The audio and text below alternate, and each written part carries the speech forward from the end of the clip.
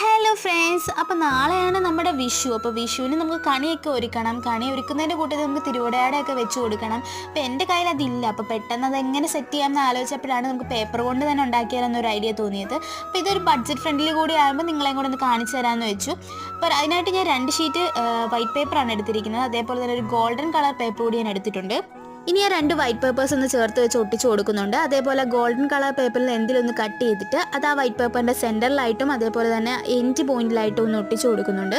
ഇനി നമുക്ക് സ്കൂളിലൊക്കെ നമ്മൾ വീശാൻ വേണ്ടി വിഷറി ഉണ്ടാക്കില്ലേ, അതേപോലെ തന്നെ ഒന്ന് മടക്കുക, തിരിച്ചു വെച്ച് പിന്നെ ഒന്ന് മടക്കുക. ഈ ഒരു രീതിയിൽ വീഡിയോ കാണുന്ന രീതിയിലൊന്ന് മടക്കി വെച്ച് കൊടുക്കുക. കണ്ടോ, ഇതുപോലെ ഇങ്ങനെ മടക്കി വെച്ച് കൊടുത്ത് നമുക്കൊരു വിഷറി രൂപത്തിൽ കിട്ടും. അപ്പോൾ അതിൻ്റെ അറ്റം ഒന്ന് നമ്മൾ കൂട്ടി ഒന്ന് പിടിച്ചു കൊടുക്കുന്നുണ്ട്.